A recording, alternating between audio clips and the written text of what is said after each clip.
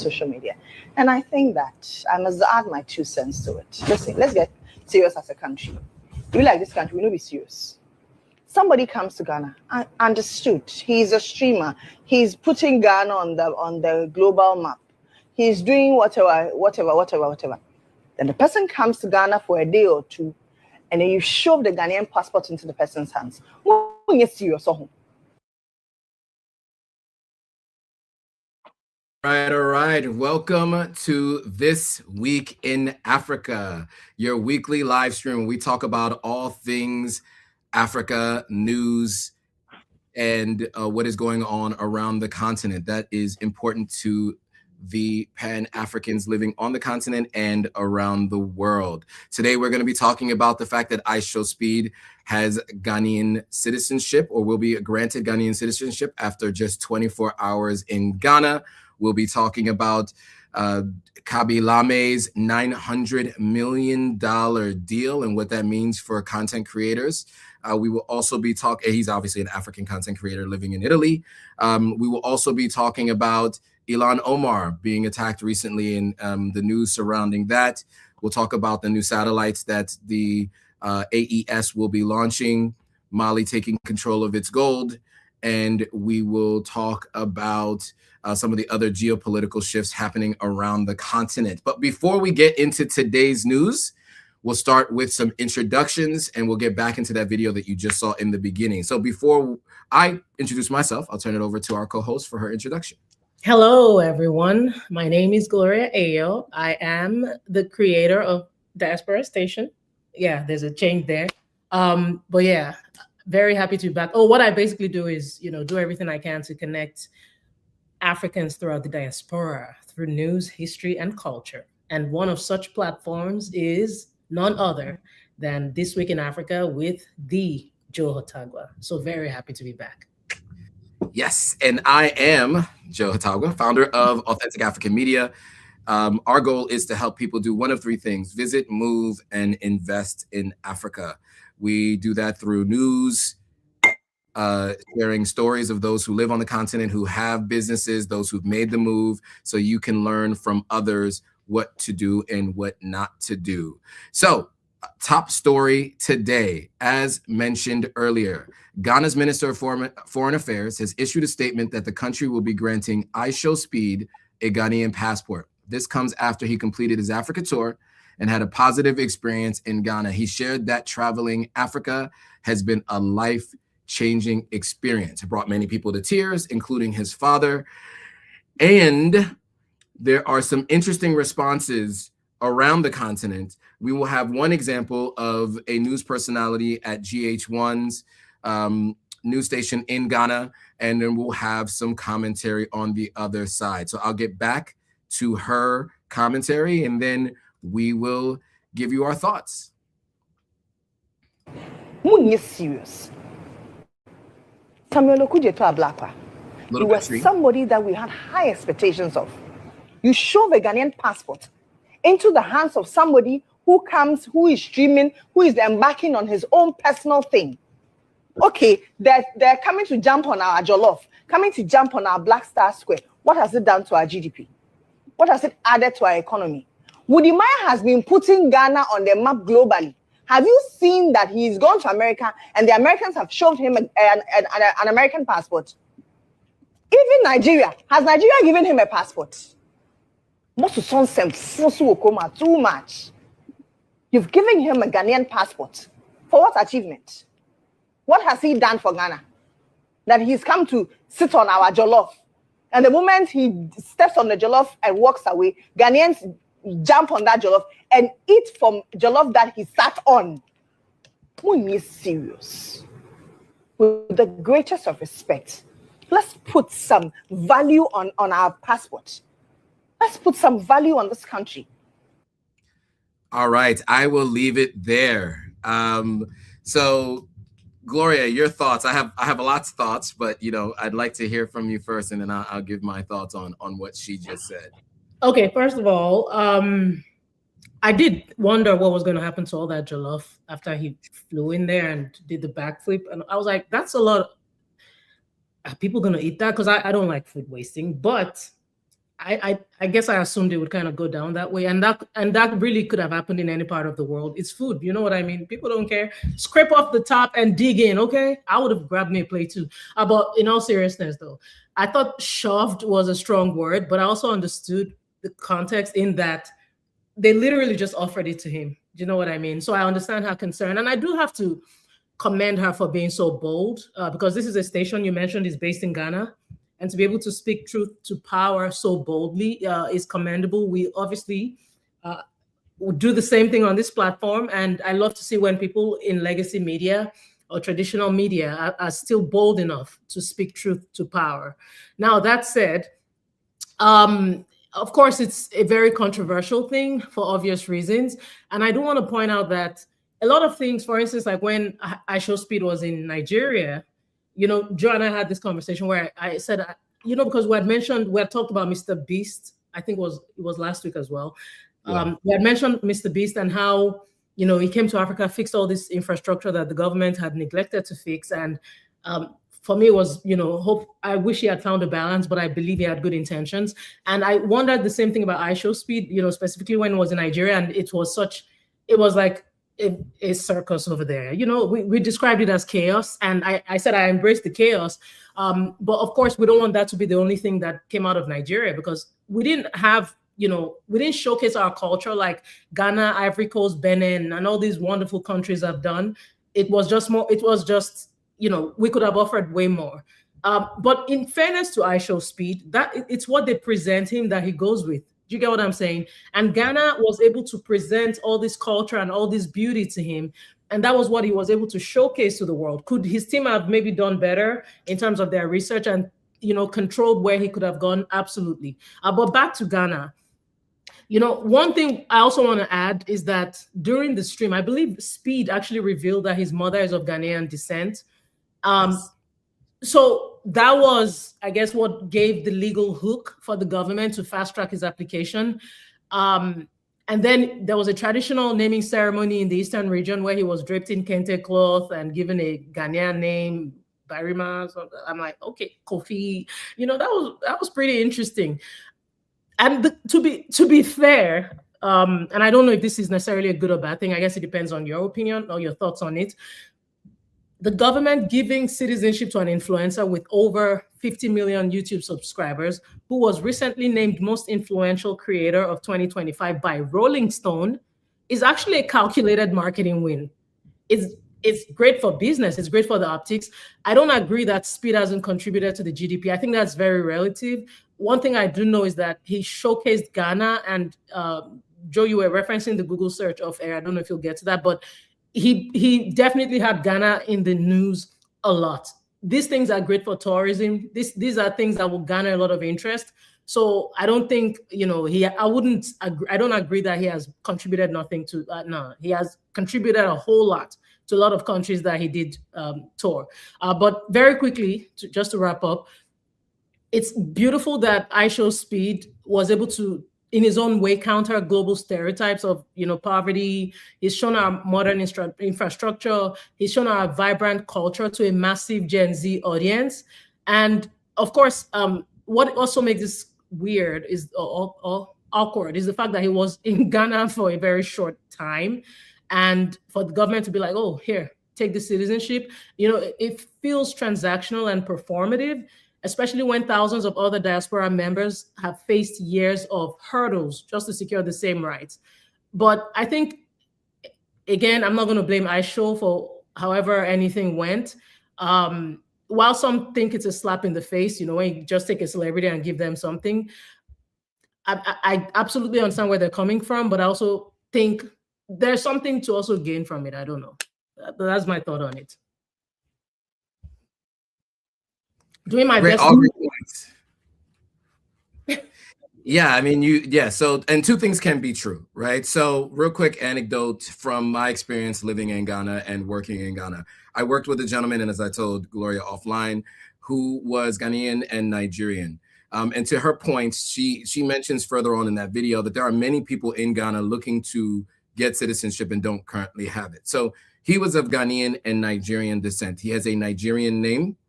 He was born in Nigeria, but he moved to Ghana when he was a child.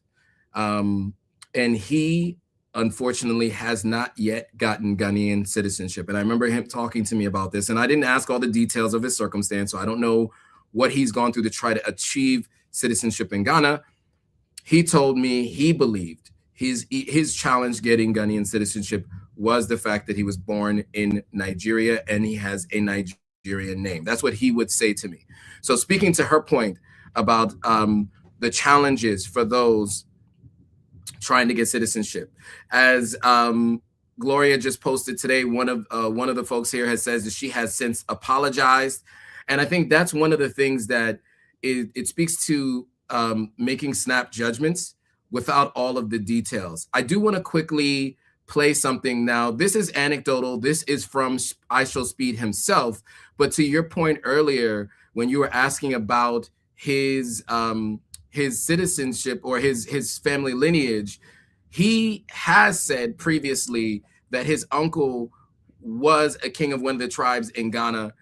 A lot of people said he was a liar, but this is what he had said previously. North. We're going more north. North and north and north. Yeah, I come from. I see you got a Ghana store. Ghana? You from Ghana? Nah. Oh. Well, why you say that? Cause I'm there to see what's up. Oh, yeah.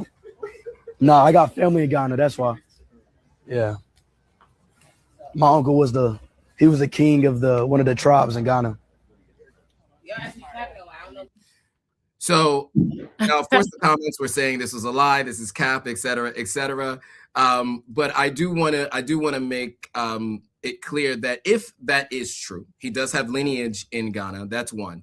And when it comes to Ghanaian citizenship, one of the things that they do require is that one of your parents or even your grandparents, you can get citizenship through it. I think it's one parent. I don't think it needs to be both parents. But I think if one parent is Ghanaian, and definitely through your grandparents, you can get citizenship. I was there getting my non-citizenship ID card, my residency card, and I was there witnessing a person describing his grandparents and going through the process of getting citizenship. So that is one of the ways that you get it. Now, if what he said is not true, then it speaks to the fact that there are longer pathways to citizenship for most people. Now, in most countries, including Ghana, citizenship is granted through a process, through a legislative process. However, there are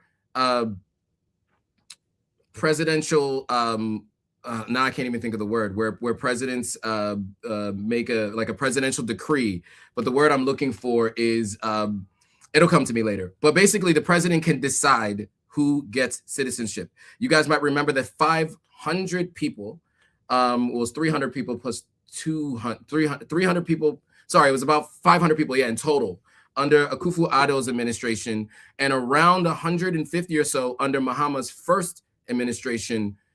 And don't hold me to those specific numbers, but large numbers of folks got citizenship in those time periods, and that's in an 8 plus a 4. That's a 12-year time frame. Close to 700 people have gotten citizenship who were of African descent, but who haven't recently been in Ghana, don't have Ghanaian parents or grandparents from Ghana. And so this has already happened to those who have been shown to be making a positive contribution to Ghana. A number of different things are listed on that process that those people were able to get citizenship. I will say there were other people who got citizenship who were, because they were part of a WhatsApp group or another group, they got citizenship. I met 2 people in my last trip this last December who got citizenship in Ghana before they had ever even visited Ghana for the first time. When they landed, they went through the process of the paperwork and they got citizenship. So to be outraged by iShowSpeed's potential citizenship, I think is a mistake. There are 2 things that can be true. There are other processes that should be improved for those who are in country and who've been working to get citizenship. But also I think it's useful in this sense because you want him to come back frequently, right? That's the goal. You see, and then the other point that you were saying, and then I had mentioned earlier, Yeah. it is hard to determine how much he has impacted the GDP of Ghana. What we do know, though, is there are a lot more eyeballs on the continent of Africa, and Ghana has been said by many people who've been watching the stream, W's for Ghana. Ghana won the tour, right? That's how people have been describing it, because today, the way everybody is it always has to be a competition. But so many people have been saying Ghana won the tour. So if they are saying that, you are already having a positive impact. To her point, Wadimaya has done a ton, and he has been recently given a diplomatic passport by Ghana so that he can travel around to other countries a lot more easily without having to get visas, because that's one of the challenges that he ran into throughout all of his travels in the last 5-6 years since he's been really moving around the continent, and then even around the Caribbean as well, and North America too. So my thoughts on this is, I'm glad that she apologized if that is the case, according to some of the folks. And I do think two things can be true. There are some challenges with the immigration system as it is today with the backlog. But that doesn't mean someone like iSHOWSPEED should not get at least consideration for citizenship based on whether it's lineage and or the contribution that he's made. I can tell you that I have had so many people send me messages about the fact that he was in Ghana and asking me if I was there, right? Are you in Ghana? Are you in Ghana? iSHOWSPEED is going to be going to Ghana. I'm talking about people who don't even consider going to Ghana ever. But the fact that they know that I've lived there and that I was just there in December, they are wondering if I'm there and I will be shooting content with him there. So he has definitely brought a ton of attention to the country and to the continent. And so I think that should be taken into consideration when people are thinking about whether or not to grant citizenship. Because at the end of the day, much of the criteria that's required can be checked off just by that 24 hours in country. Now, moving on to the next story. We don't want to spend too much time there, but we thought it was important to discuss that because her response is not the only response that was like that. There were people from around West Africa, content that I saw. Just do one Google search. You can look on YouTube or Google. You'll find many people had many thoughts about whether or not he should have been granted citizenship. And there were a lot of negative comments on that. Now, yeah, so Jada's mentioning that iSHOWSPEED said he wanted to buy a house, or he may have said that. Look, it makes it a whole lot easier if he's a citizen, right? And so we will see, though, if he returns, how soon he returns, and what he does when he does. Okay, now moving on to the next story. There are lots of stories to review today, so we don't want to miss the rest of these. So Khaby Lame, the most followed creator on TikTok, has secured a groundbreaking deal, reportedly valued at between $900 and $945 million, without saying one word in those videos. He's a Senegalese-born, Italy-raised star, and he partnered with a company called Rich Parco Holdings in a landmark agreement that includes cash, equity, and the creation of an AI-powered digital twin. So that deal grants exclusive global rights to his brand and could generate billions in annual sales through content, virtual engagement, and co-branded products. From factory worker to digital icon, Khaby Lame's rise marks a turning point in the future of creator-led businesses. So we will play this video and we will have some commentary on the other side. First, let me bring us to here. All right. And for our final story, is one of the most famous faces on the internet. And now, without saying a word, Senegal-born social media star Khaby Lame has secured a near $1 billion deal. Known for being the most expressive man on TikTok, Lame has just rocketed into the financial stratosphere. With his viral fame transforming into one of the largest business deals ever seen for an individual creator, this eye-watering $900 million deal has cemented Lame's status as a business titan. The transaction with Rich Sparkle Holdings has granted the company exclusive global rights to his brand for 3 years. Lame will not get the full sum up front. instead receiving a combination of cash and equity. This will make him a controlling shareholder in Rich Sparkle Holdings. While the $900 million figure seems huge, projections suggest the partnership could eventually generate $4 billion in annual sales. So the figures involved in this deal are unprecedented for an individual creator. But Khaby Lame will not be alone in his content. That's because AI is a huge part of how the African-born creator's brand will be commercialized. Let's break it down. Rich Sparkle Holdings plans a multi-pronged strategy to monetize Khaby Lame's brand to an industrial scale and will target the United States, Middle East, and Southeast Asia over the next 3 years. The deal authorizes the development of an AI-powered digital twin of the creator. And this avatar will be capable of a lot: generating multilingual content, hosting virtual live streams, and enabling 24/7 fan engagement using his voice, likeness, and mannerisms. All right, so if you guys want to watch the rest of that, the link is in the description. But your initial thoughts on this deal: 3 years exclusive for AI generation, multi-language, multi-country. What are your thoughts? Ching ching, get that bread. 900 million, that's like $1 billion, right? Man. But anyway, it is, I mean, that just shows you the power of this man. And for the stock of Rich Sparkle to actually, and that's the company that sold, that Lame sold his core operating company to, for their stock to soar up over 250%, shows you the power of this man. This is a human brand that's now commanding valuations that you would have thought would be for major Hollywood studios or global consumer goods companies. But Lame is doing his thing and getting that money. And instead of being paid per post, he's now sitting at the helm of a publicly traded ecosystem that owns the commercial rights to his brand for the next 3 years. And of course, there might be concerns around that. But the most disruptive element is the authorization of, I guess, this AI digital twin of Khaby Lame is going to be hyper realistic. But for the company, that is a major win, because now they're going to be, according to analysts, they could generate $4 billion in annual sales, because Khaby is 360 million plus followers strong.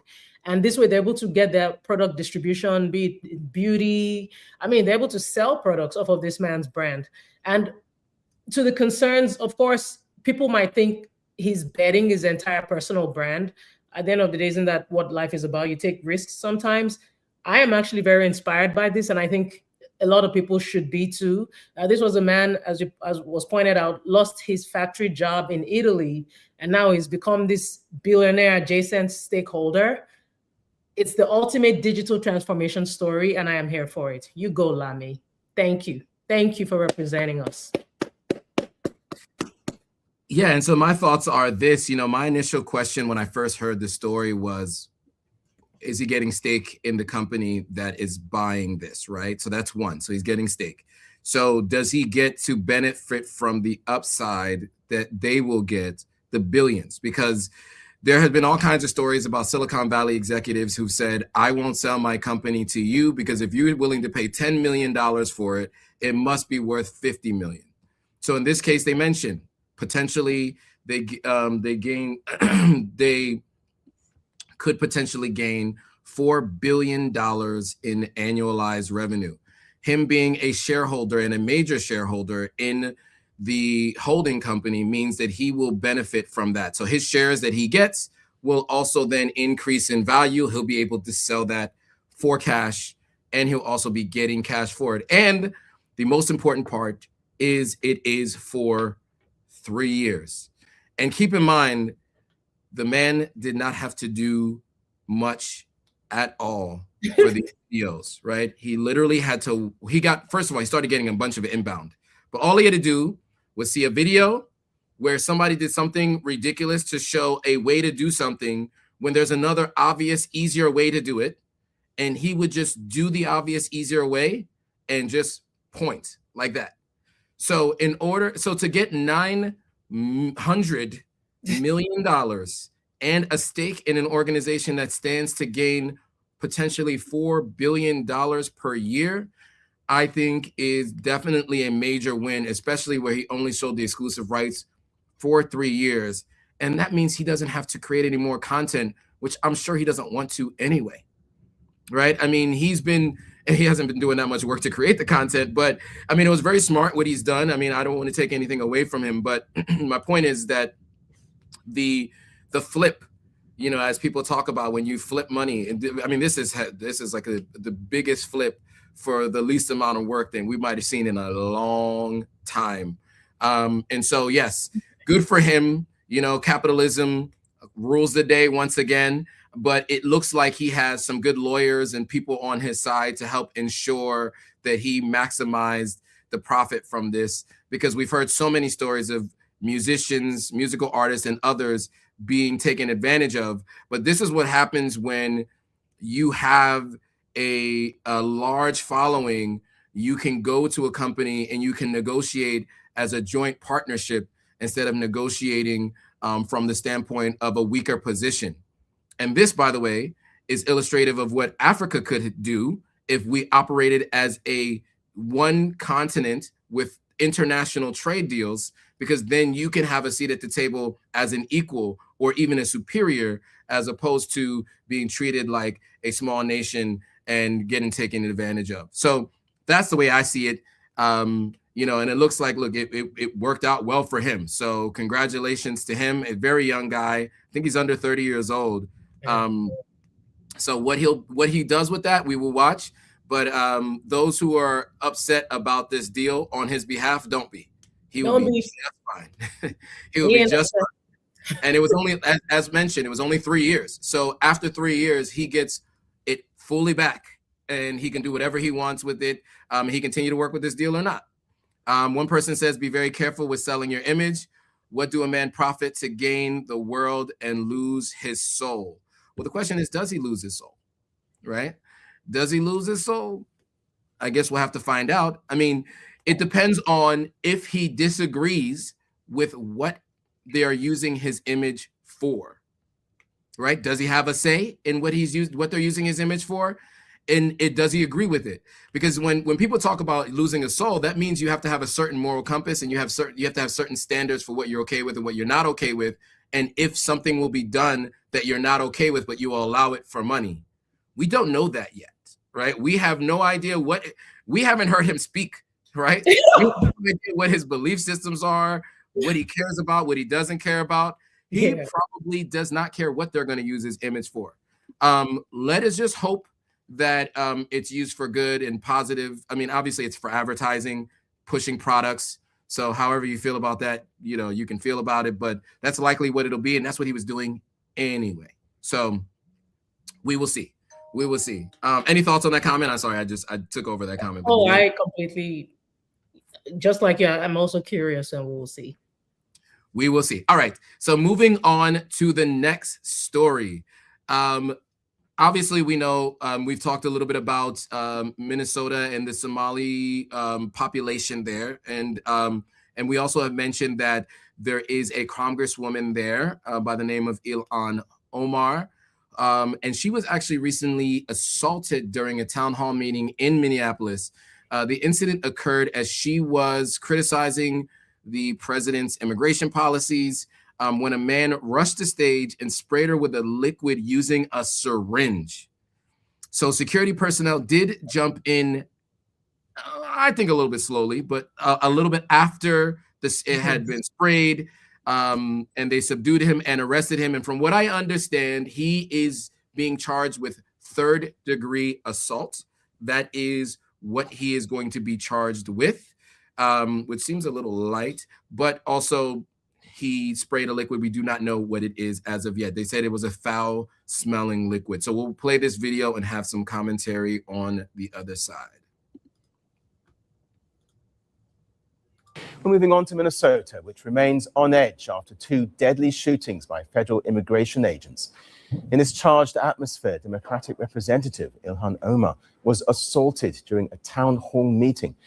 The incident unfolded on Tuesday night when she was speaking about President Trump's immigration policy. Video shows a man surging towards the congresswoman and spraying a liquid at her with a syringe. A security guard immediately intervened. Omar stepped back, then returned to the podium after a brief pause, determined that the event would continue. Police say she was not injured. Here's what unfolded. ICE cannot be reformed. It cannot be rehabilitated. We must abolish ICE for good.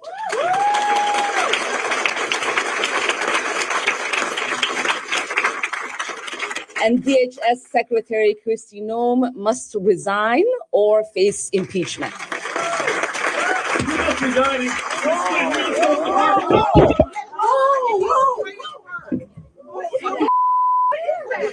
I don't know. Oh my God. Oh my God, he sprayed something on her. I need a napkin to know nothing. No, we will continue this. We're not gonna get away with it. Well, the suspect was arrested on charges of third-degree assault, and forensic teams were called in to investigate.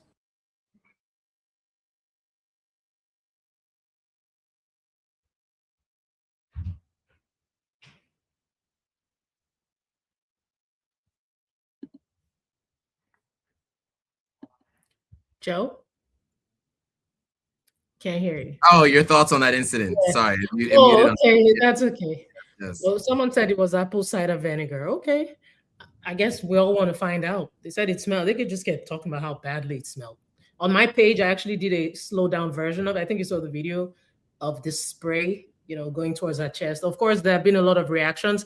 Oh my goodness, my Facebook blew up with that video with all kinds of reactions. I haven't even gone in there to look, but I know it's going to be a lot of toxicity. And unfortunately, that is what the environment is now. This is where America is now, and I'm not here to necessarily condemn anyone. I'm not even trying to be political about this. But what happened to ILHAN OMAR in Minnesota only shows you how intense this racial and political tension in Minneapolis is. And of course, this is following the loss of life of Renee Good and Alex Pretty, and this spraying actually happened as she was calling for the abolition of ICE and Khaby Lame resigning, and the man actually yelled, "You must resign," and then sprayed. So I've seen a lot of mixed reactions. Some people think it was staged. Some people think she deserved it. Of course, other people think it was unfair. And some people even mentioned Charlie Kirk in the mix and talked about, whatever it's just such a scary world we're living in right now. I do not recognize this America. For it to spill globally is even more scary. I think during Trump's first term, it felt more American. I mean, there was some global spillage going on, but now it's like the entire world just has this air now. It's but what I always recommend is don't try to absorb too much of it. Just take things, sometimes do with it what you will, but you have to also do what you can to protect your mental space. But my conclusion on this is, no matter what happens, I will never support something like that happening to anyone, let alone somebody in power. Whether or not you think it was staged, I would never agree with the physical attack. It could have been way worse. Any form of physical attack, be it a spray, it could have been way worse. And I'm just glad she's safe.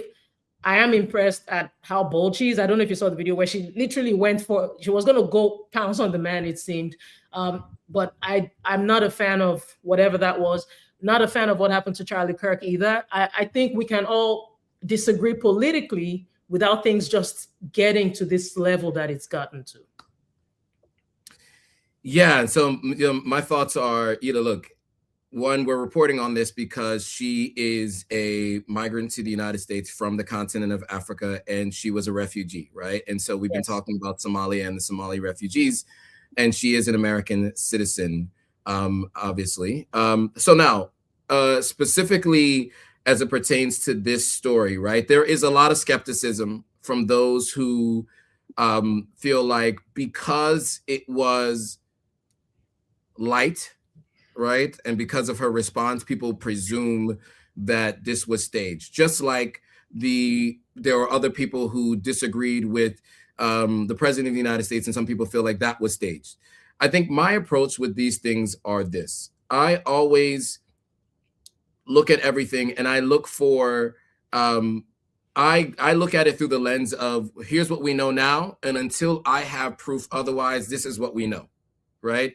And by proof, I mean independent investigations by those who do not have a dog in the fight, right? And so as of right now, and even for the other attempted attacks on other Congress people and also all the way up to the president of the United States, as of right now, independent investigations have all come back saying that these were actual attempts, right? And they've looked at the psychologies of these individuals. So I will not walk away with skepticism on this. So what I will say is this. One of the questions I have is why the security isn't able to pick this up as someone does walk into a building. So the question is, do they do pat downs? And it is a sad place today that you have to ask that question at a town hall, right? You should be able to go into a town hall and to be able to address your representatives and communicate directly without having to get patted down or going through a metal detector.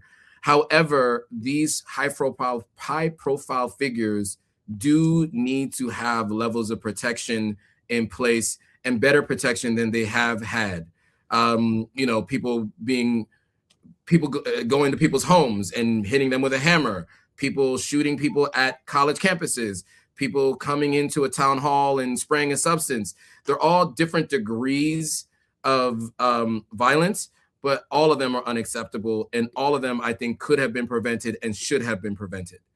So in my opinion, we are too far along with technology and skill set to allow something like this to happen. Now, to her response, she took a moment to gather herself. She got back up on stage, continued her speech.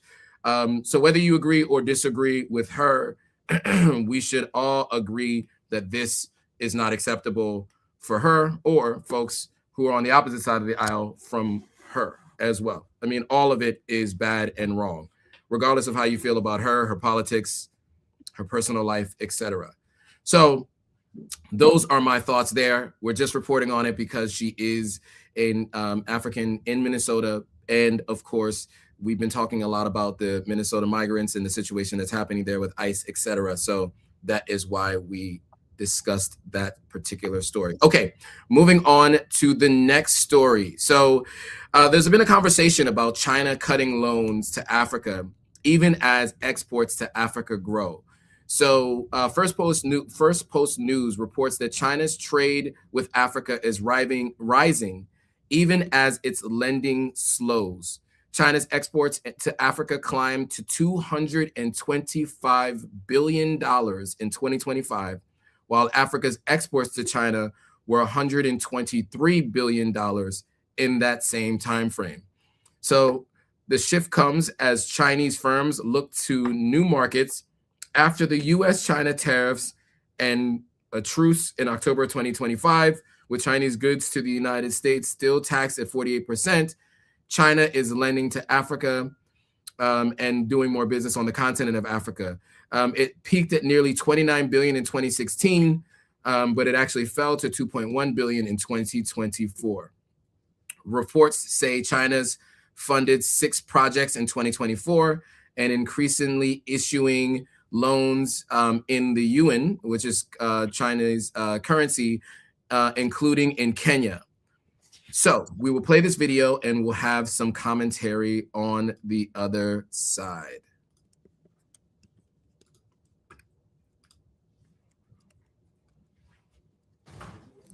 Our next story is about China and Africa. For years, Beijing has widened its footprint in Africa. It has built roads, ports, and railways and given out billions of dollars in loans. But now there's a shift. While Chinese goods are flooding African markets, Chinese loans are drying up. Tonight, we'll try to decode this trend. Is Beijing rethinking its Africa strategy, or is this just a new chapter of the old playbook? Let us start with the numbers. Look at the export figures of last year. China's exports to Africa jumped to $225 billion, but Africa's exports to China were just $123 billion, meaning Africa is buying a lot more from China than it's selling it. And why have Chinese exports surged? Well, one reason is Donald Trump's tariffs. Last year, the US president slapped high tariffs on China. Beijing retaliated with its own tariffs on US goods. This led to a trade war. And these are the world's two biggest economies. Finally, they had a truce in October 2025. As of today, Chinese goods to America are taxed at 48%. And despite the truce, Chinese firms are under pressure. They don't want a repeat of last year. They don't like this uncertainty, so they're looking for other export markets. Enter Africa. It's a huge market with over 1.5 billion people. And it has a growing demand for manufactured goods, goods like consumer products and industrial equipment. Many African countries do not produce things locally or on a large scale. So China is filling that gap. And that's how exports are rising. But like I said, Chinese loans are also shrinking. For years, Beijing has been a major lender in the continent. A lot of countries figured out too late that this was a debt trap. And even when they did figure it out, they needed money for developmental projects. So they kept going back to the loan shark called China. For example, in 2016, China's lending to Africa peaked at nearly $29 billion. This was driven by Xi Jinping's Belt and Road Initiative. But by 2024, the picture had changed significantly. Chinese lending to African countries fell to $2.1 billion. This was the first annual decline since the Wuhan virus pandemic. So the question is, why is Beijing cutting back on lending? All right. So your thoughts on the decrease in lending, increase in imports to the continent of Africa? Thank you, Joe. Now, this isn't just about China pulling back. It's about China pivoting. Obviously, with the U.S. market becoming increasingly restricted, thanks to the 48% tariffs, the trade barriers under the Trump administration, China is now using Africa as a primary outlet for its manufactured goods. But on the other hand, as was pointed out, it's tightening the belt on high-risk loans. I'm okay with the tightening of the high-risk loans, to be honest, because one drawback of these loans is the complex, very complex debt restructuring that we've seen in countries like Zambia and Ethiopia. And historically, China was Africa's lender of first resort during the 2000s. You know, China has funded the highways, railways, ports that Western banks have ignored. But the real world cost of those decades of lending is now coming due. This year alone, for the first time, African nations are now sending more money back to China in debt repayments. We're talking about $22 billion than they're receiving in new loans, which about $2 billion. So it's like payback time. And that was something that for decades, for years, people were concerned about. What happens when we have to pay back? So I'm very okay with the loans actually being reduced. I'm okay with aid. You see, people have different thoughts on it. They say we need aid, we need loans. Yeah, and look at how that has helped us, right? How has that helped us? But anyway, back to the goods going to China from Africa. My question is to our leaders. Now that African markets are flooded with made in China products, which has always been the case, but now there's even more of a surge, what happens to our products? Where do they go? Are we focusing on enabling manufacturing on the continent so that we have more balance? Can we export more than we import? Can we work on consuming more of our own products? There's a reason China is in Africa. China knows the gem we carry, but do we know the gem we carry? Absolutely. And I will say, you know, look, one of the things that China has done well has been creating. So when they figure out something works, they pour gasoline on it. So there are cities in China that do very specific things. So certain cities are all about clothes. Other cities are all about electronic goods. And you have factory after factory after factory pumping these things out at low cost because their labor wages have much to be desired, let's put it that way.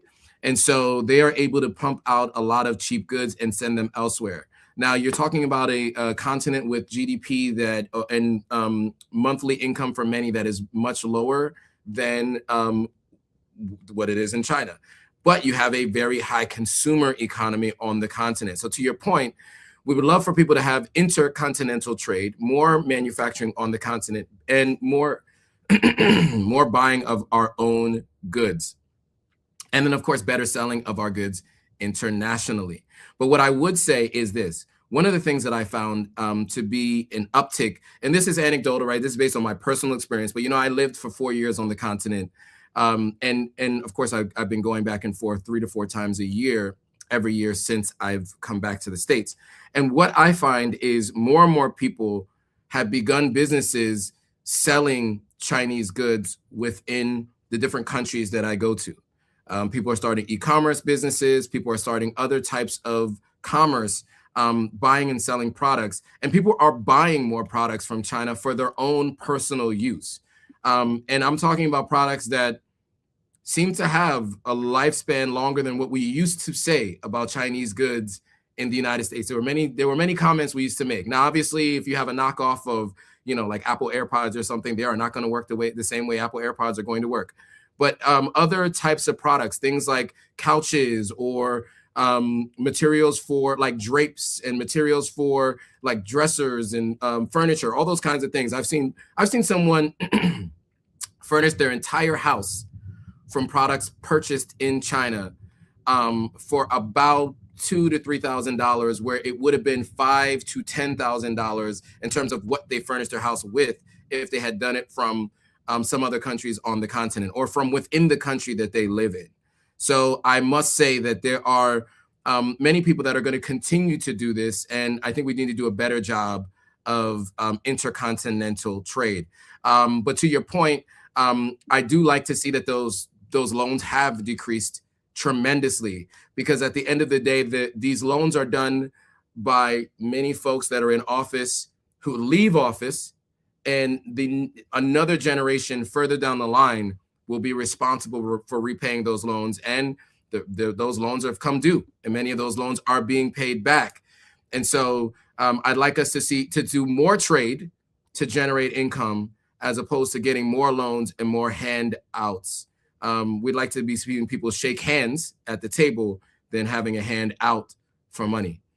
So with that was the China story. Let's move on to the AES. Mali, Niger, and Burkina Faso are to build Sahel's first satellite with Russian help. So Vladimir Putin is expanding Russia's presence in the Sahel region by helping the AES build a shared communications satellite.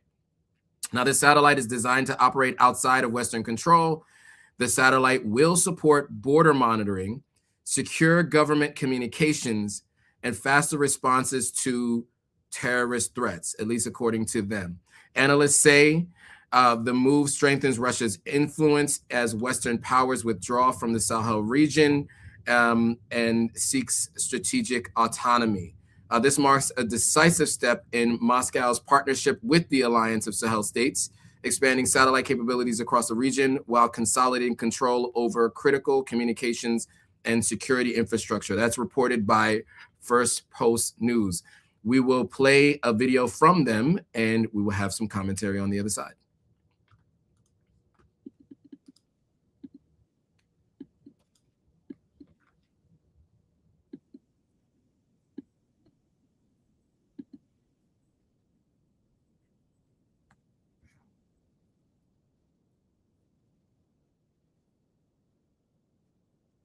Is it playing? Communications satellite, one designed to operate outside Western control, and Russia says it is ready to build it. Burkina Faso's prime minister held talks with Russia's ambassador on launching a Russian-built telecommunications satellite. Reports say the project would serve the Alliance of Sahel States, linking Burkina Faso, Mali, and Niger through a single shared platform. Officials say this would not be a national satellite, but rather a shared asset, owned and used collectively by the Alliance for the AES. Analysts say this is a strategic upgrade, as the gains go far beyond technology. It would expand broadband, and mobile connectivity in remote areas where infrastructure is nearly non-existent. It would enable secure, encrypted communications for governments and armed forces. And through remote sensing, it would support border monitoring, surveillance, and disaster response in areas where ground infrastructure barely exists. This is not a sudden move, as it builds on years of quiet coordination between the Sahel states and the Kremlin. In September 2024, ministers from Mali, Niger, and Burkina Faso reportedly met officials from Russia's space agency, Roscosmos, in Bamako. Those talks focused on joint telecommunications and surveillance satellites. All right, so your thoughts on this story, Gloria? Yes, so the timing of this in the Sahel is, of course, we can't separate that from the fact that the Sahel has taken a total break from France and the United States. And since that happened, Russia has moved in aggressively to fill the vacuum. We just talked about China's, I don't want to use the word dominance, literally, but we just talked about China's, should I call it influence or presence now in Africa. And many times on this platform, we've referenced how countries like Russia, China, I've also mentioned Turkey, you know, with what has been going on in the United States, for instance, with all the tariffs and, you know, certain things that have, certain moves that have been made, you know, what ends up happening is that you open the door for other partners to step in. You know, people see opportunity and they know Africa is a gem. They know that we have all it takes to actually sustain the entire globe. But what with this move that Russia is making, this satellite is going to, you know, provide high-speed internet, mobile phone services, radio, television, broadcasting to remote underdeveloped areas. So I see some good coming out of this. And I think more importantly, this satellite could actually, because one thing the Sahel has been struggling with, unfortunately, has been curbing the presence of militants, you know, in the Sahel. So with this satellite, hopefully they're able to detect where these militants are. There's also mention of natural resource intelligence, where they're able to actually detect mineral reserves. And that way they can manage environmental emergencies that happen due to flooding and droughts that occasionally happen in the Sahel. Ultimately, I hope it does benefit the people. I think that's the most important thing. And we'll keep our eyes out and hopefully our leaders make the right decision in that regard. Yeah, and I'll say, look, one of the challenges that we see is internet connectivity on the continent. You know, electricity, internet connectivity, these are two things that I think is really holding much of the continent back. You know, we have a lot of very powerful human resources, not just the resources underground, but very smart and innovative people. But I think they're restricted by the limitations of technology and access to light. And so these are the things that the AES is working through mineral deals with and other deals with the East, we'll say the Far East, in order to improve, right? We will see how, you know, the negative impact of this. There's a lot of people, including in that video, stating that it's the Kremlin having more control, et cetera, et cetera. You know, obviously the AES sees it as them having more control of their communications and being able to have encrypted communications between them. You know, many times they have to travel to each other to communicate high-level strategy and things they need to do to curb those insurgents that we're talking about. They're growing in power, in finances, and in weaponry. And the reason why these coups, which people are calling revolutions, have even sustained and have continued and growing support is because of these insurgent militant groups that are in all three of these countries. And so, you know, they put together that joint military pact, the joint defense pact.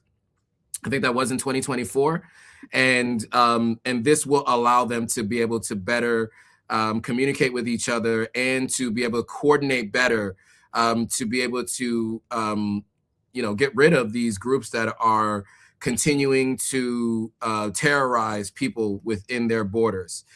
So we will see if that actually, improves their monitoring and their gains on stopping these militant groups.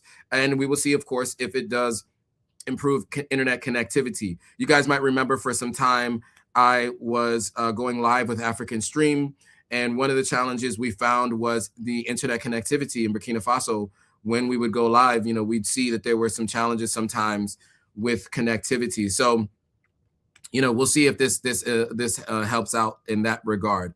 All right, so moving on, we're going to stay in the AES and with the story on Assimi Goïta and Mali's military leader and his grip, tightening his grip on the country's vital gold industry. And now this comes from First Post News, and this is their reporting. He has placed mining oversight directly under the presidency.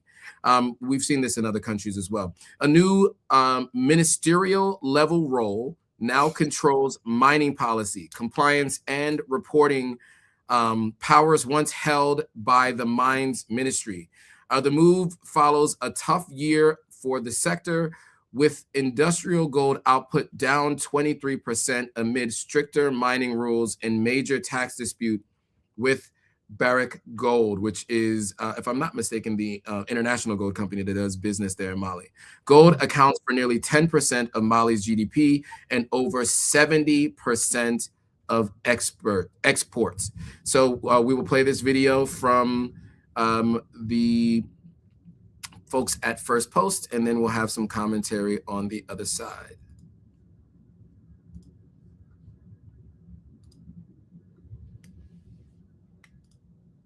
And for our final story, Mali's military leader is strengthening his grip on the country's gold industry, with direct control over the vital sector that struggled in 2025 under strict rules.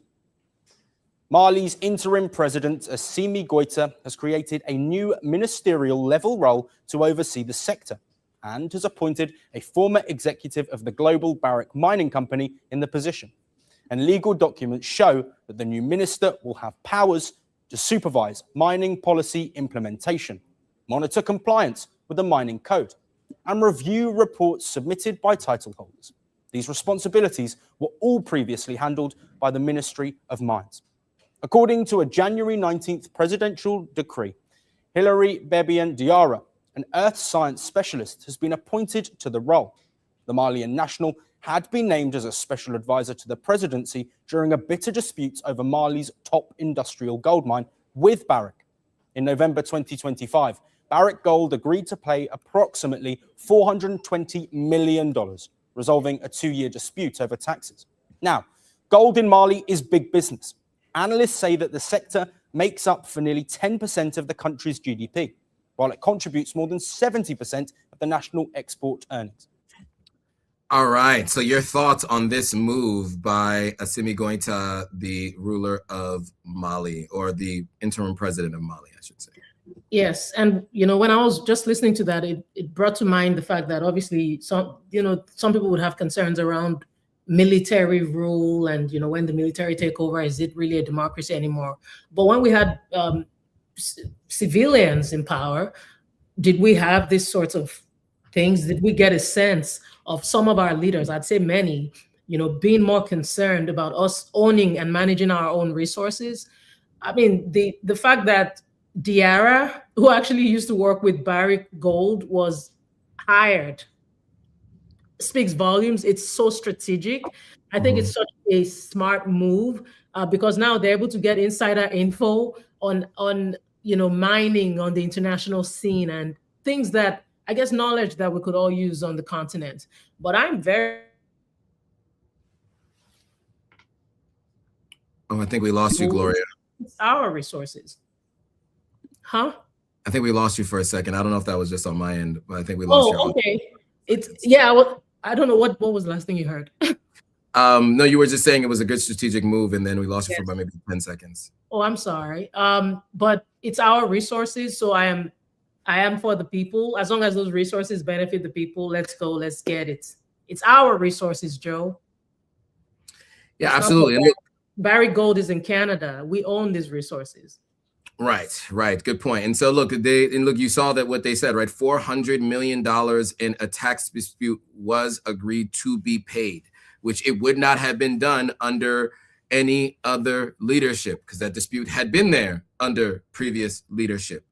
And you see that this is the kind of thing that people were saying, this is not an ordinary coup, this is a revolution, because the people of the country support it, because you have these kinds of things. And you see, when things are not going well, a swift move was made to improve it.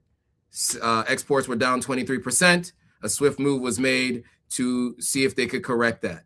So we will see how this turns out. But so far, since Assimi Goïta has taken control of the country, we've seen them have some of the biggest swings in economic improvement and made a lot of changes to these trade deals and mineral deals that they've had with Europe and Canada. And it's all had positive benefits and outcomes for the country of Mali.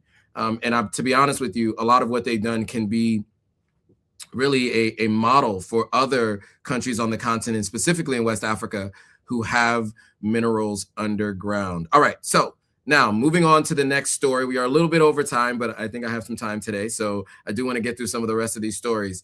Now, we have reported on this previously. Rwanda had been in discussions with the United States to take migrants, third-party country migrants. They had previously been in discussions with the UK. And you might remember we discussed that the UK actually backed out of that deal. If I remember correctly, it was 2 prime ministers ago, where the former prime minister backed out under pressure from the country, and I'm forgetting his name because they run through so many prime ministers. I'm forgetting their names. But yeah, so he was the of Indian descent, if I remember correctly. And he, there's a picture of he and Kagame shaking hands and talking about this agreement, and there was pressure to get rid of this particular plan. So Rwanda is now suing the UK over the scrapped asylum seeker deal, and they seek compensation because a big part of that deal was that the UK was going to compensate Rwanda for taking these third-party country migrants. And so since scrapping that deal, Rwanda is asking for that money.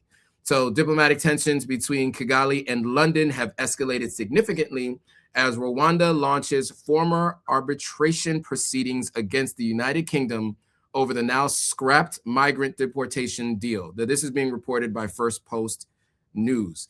Filed at the Permanent Court of Arbitration in The Hague, the lawsuit accuses the UK government of failing to honor financial commitments outlined in the 2022 agreement brokered by former Prime Minister, and is actually before the Prime Minister I mentioned. It was actually with Boris Johnson in 2022. I'm sorry, Yes. and Rishi Sunak, even I had to look up the name because, like as you said, they've had so many prime ministers, but I thought about Boris Johnson too. Yeah, so it was Boris Johnson, and it was not the Prime Minister of Indian descent whose name is now still escaping me, but Rishi Sunak. Sorry, what was his name again? Rishi Sunak. Yes, okay, there you go, Rishi Sunak. Although Prime Minister Keir Starmer's Labour government declared the scheme dead and buried following their 2024 election victory, labeling it a waste of taxpayer money, Rwanda contends that the UK did not follow former termination protocols. So consequently, Kigali is seeking approximately $68.9 million in outstanding payments that were scheduled for 2025 and 2026. So we'll play some video from First Post News and we'll have some commentary on the other side.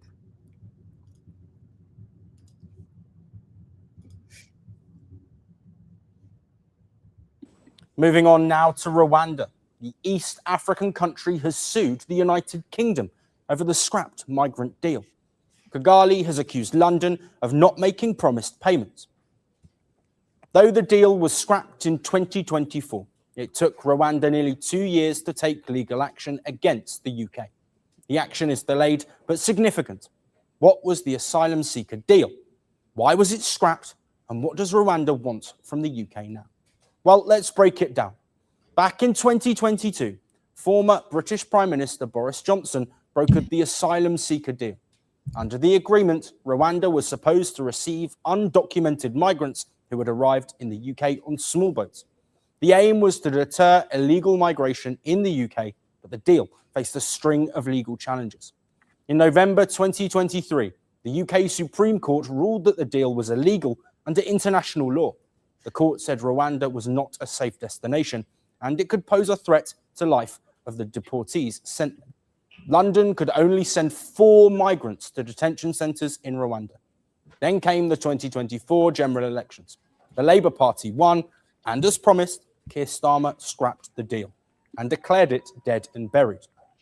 Starmer labelled the deal as a failure and said that it had wasted taxpayers' money and announced that no further payments would be made to Rwanda. Your thoughts on Rwanda suing the UK for non-payment on these?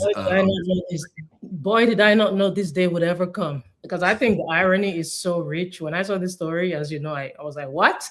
You know, because for over 2 years, the UK government has spent millions of pounds and all this political capital trying to convince its own courts and the international community that Rwanda was a safe and reliable partner for human rights and migration. We have shared our thoughts on all these stories of migrants, you know, being sent to Africa, to these countries that are supposed to be, is it third party they call them?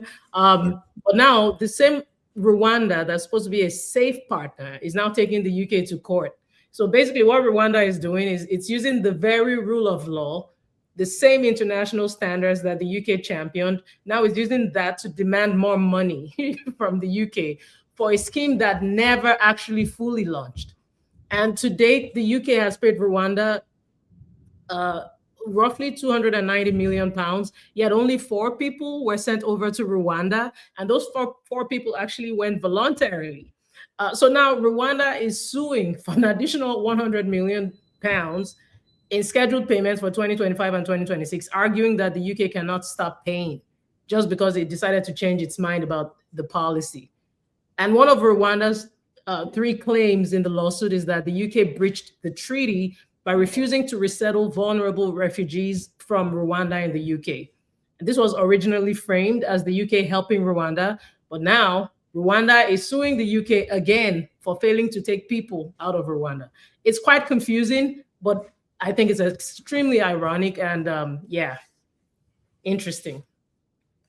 It is interesting. I mean, we talked about this. I was never a big fan of this third-party country migration schemes. I'm not a big fan of them, generally because I think, first of all, many times they're getting sent back to their country of origin that they were claiming or seeking asylum from to begin with. That's one. And then 2, them resettling in that new third-party country is unsettling many times because there are no ties to that country. They had no plans of being there. And those countries don't always have plans for them. It's just another financial scheme by many of these countries. Now, in this particular case, I find it interesting because there was a lot of pushback on the continent as well. Not the same kind of pushback there was in the UK, which had them scrapping it to begin with, especially because the Labour Party is now in power, and they finally just outwardly said they're no longer going to do it. I think Keir Starmer kind of kept it in the background, didn't really speak to it too much. But, you know, sorry, I'm saying Keir Starmer. Rishi Sunak didn't speak to it too much in the later part of his prime ministership.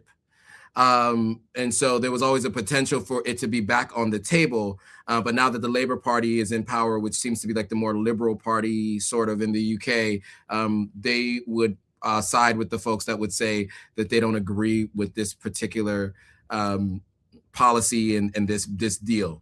So it'll be interesting to see if, in fact, they're able to get that money. We will watch closely and you'll let you know.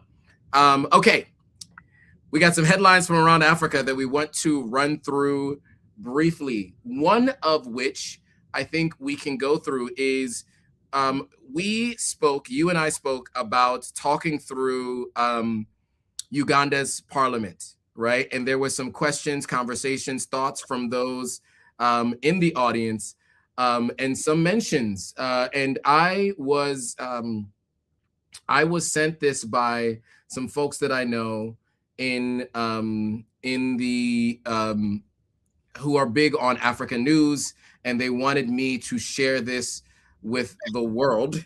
And with the world, with those who watch. I don't know if we're going to say that's the world, but so really quickly, just to illustrate the roles in Museveni's cabinet in Uganda, for those who are wondering, let me share what that looks like. So let's do that. Let's just jump right into it. I don't know if you can see this. It is probably really hard to see. So let me make this 200. Here we go.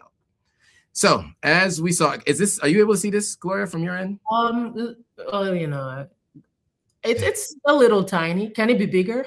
Yes, it can be. Let's go to 300. Oh, it doesn't allow me to go to 300. More importantly, can you all see this? Maybe Joe will just thumbs up if you guys can see it. If not, we can read through it and just tell you. It's rather lengthy, so there's a lot to talk about. I think 200 is the max.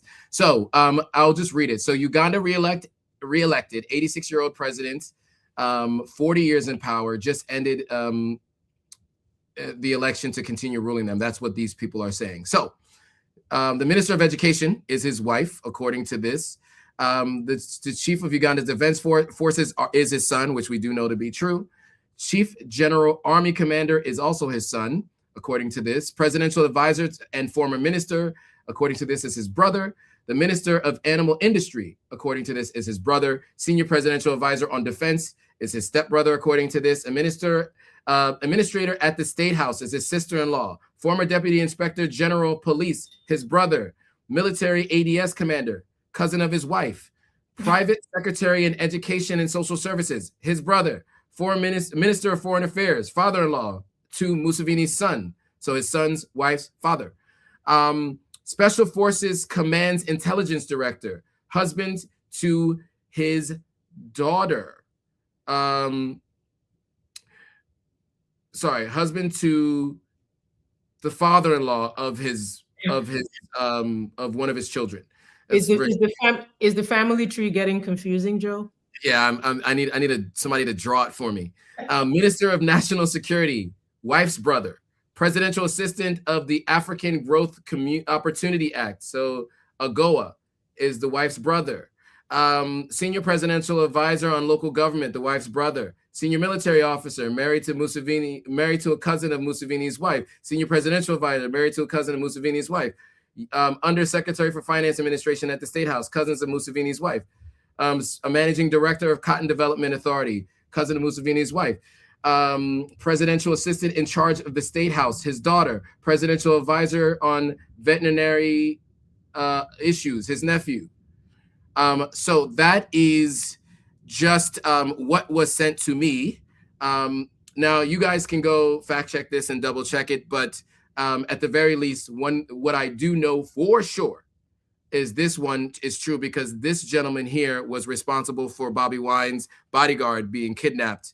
Was it last year or was it the year before? So we know for sure this is definitely true. But this is coming from some pretty reputable sources who've done the research. So Jade is saying, so they are starting a dynasty. So it seems it is more of a royal family in country than in actual, democracy as they they claim. Okay. So news from around the continent beyond that. I'm laughing because it's so laughable. Yes. It's not funny though. It's actually extremely hurtful what these people have done. I mean, from the controversy with the election, obviously he thinks he's going to surround himself by people who he can trust, because who else is there left to trust in the whole country? Mm-hmm. But therein lies the problem with our continent. That's one of the major reasons Africa is exactly where it is. Don't worry, Ugandans. Help is on the way. Your day of reckoning, that day of reckoning is coming. It is what it is. I'm not making threats. I'm just saying these things never. I mean, at the very least, your legacy is tarnished. So. Yes. I won't say much more on that because I do want to go to Uganda one day. So I will say South African military defies Ramaphosa's orders twice in 6 months. We didn't get a chance to talk about the story over 2 weeks, but do you have some high-level notes that you want to share with the group on this one with Ramaphosa and the BRICS exercises? I honestly, I think we already covered this, didn't we? Oh, we didn't get to talk about this? No, we never got a chance to talk about it. So, and I know one of the stories was that Ramaphosa's head of military made some statements about Iran and some other things. He's seems like he's been going rogue, according to Ramaphosa, and the way he's been describing not knowing what his military leader is going to be saying. And then there was some we never got around to the story, but there was some military exercises off the coast of South Africa as well, right? Mm-hmm. Any thoughts or anything to say on that? I'm sorry. I guess I had some things to say about it the last time, but I guess we'll just, I mean, if anything, it's only highlighting how the SANDF is increasingly aligning itself with a global South security agenda independent of Ramaphosa's foreign policy. But I guess we'll just keep our eyes out on this one. Yeah, we'll keep our eyes out on that. Somaliland's president holds investment talks with the son of the president of the United States at Davos. Any thoughts on that? No surprise there. You know, and Davos is that's what you go to Davos for, is to talk about investments. Exactly. Egyptian lawmakers are working to limit children's exposure on digital chaos of social media. What are your thoughts on that? Well, obviously, the first thing that comes to mind, well, I say yay for the children and good for parents, but I also hope it's not a tool for censorship, you know, in the name of child protection. But we'll keep our eyes out on that one too. Yeah, and I'll just add to that. I think one of the things that has to be done is it has to be done across the board. You know, children today, many times, or not even today, always, judge themselves based on others, right? And they're trying to fit in, understand the social order, social constructs, etc. That's why something that might seem small to us seems so big to them, because they're still understanding who they are and growing in the social construct. And so this is one of those things that has exacerbated bullying and all other kinds of depression, etc. And so if, in fact, this is done across the board, I think this is going to be a benefit to all society moving forward. If you guys haven't noticed, if you know anybody Generation Alpha or even younger Gen Zs, they have a hard time communicating in person with actual humans. And this is something I've been speaking to my nephew a lot about, because he is now in the work world. And luckily, his mother didn't have him on the phone at all times growing up. But he has talked about how his friends cannot talk to the opposite sex or the same sex, if that's what they're into. They just have issues communicating in general. And even in small groups with each other, they prefer to communicate via text. And even sometimes they will communicate with each other in the same vicinity via text versus in person. So I think there are many challenges and many problems with having children having access to social media and devices at all times. It should, in my opinion, they should be used for emergency use only. Nigerian soldiers face trial for alleged Tinubu coup plan. Thoughts on that? Thoughts. I've seen a lot of people say, or some people say, oh, wow. So now you're actually admitting that there was an attempt. Because in the past, you know, there have been rumors of coup attempts and the government says, oh, no, there's no such thing. So with this happening, people think it's actually the government finally admitting. And that comes in cases where, you know, people are just displeased. You know, if people are not happy, I'm not saying I am for or against coup attempts. I'm just saying that you will have cases, there will be rumors, there will be things actually happening. I think the most important thing, and perhaps this could be maybe a moment for the government to reflect and say, oh, perhaps the people are indeed dissatisfied, which, you know, is very obvious. Anyone can see it. But maybe this will be some kind of wake-up call. Doesn't look like it. If anything, it's more of I'm clamping down on whoever dares oppose me. And it's not just the military. It's happened with even civilians, peaceful protesters, etc. I could go on and on. So I guess they're just yet again they're more focused on securing their place in power as opposed to actually making sure that the people are happy and not disgruntled enough to want to make moves like this. Absolutely. Yeah. And then look, you said it. I mean, look, there's you see it's happened in 4 other countries in West Africa. We talk about the AES a lot, but it also happened in Guinea as well. There were some people in the chat that felt like Guinea should be added to the AES. I think there are reasons why they haven't. That's a conversation for another time. As someone who spends a lot of time in a country that borders Guinea, we can talk about that separately. I don't want to get into that. There's some shaky, muddy waters there, so I won't. But anyway, so those are the stories and the headlines from around the continent. If you want to read into those more, the links are in the description, or at least the titles of those stories are there, so you can copy and paste. If you're watching on Facebook, they don't allow that many links, so you can just copy and paste the headline into Google and or YouTube, and you can find those stories if you want to look into it more. Any final words for the audience, Gloria, before we go?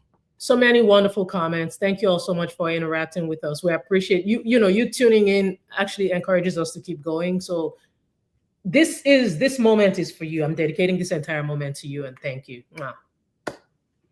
There it is. And I would say, yes, thank you to those who stay on and engage for sure. Listen, this has been an hour and 20-something minute live stream, and you guys have been very engaged from the beginning.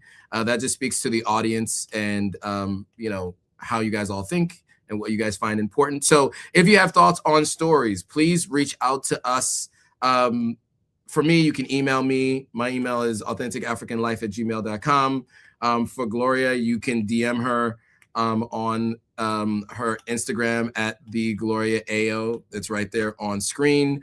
Make sure you follow all and subscribe to all of our channels, platforms, etc. Gloria is on YouTube, TikTok, Instagram, Facebook, etc. So make sure you follow her everywhere. Make sure if you're from her side, you come over and follow Authentic African.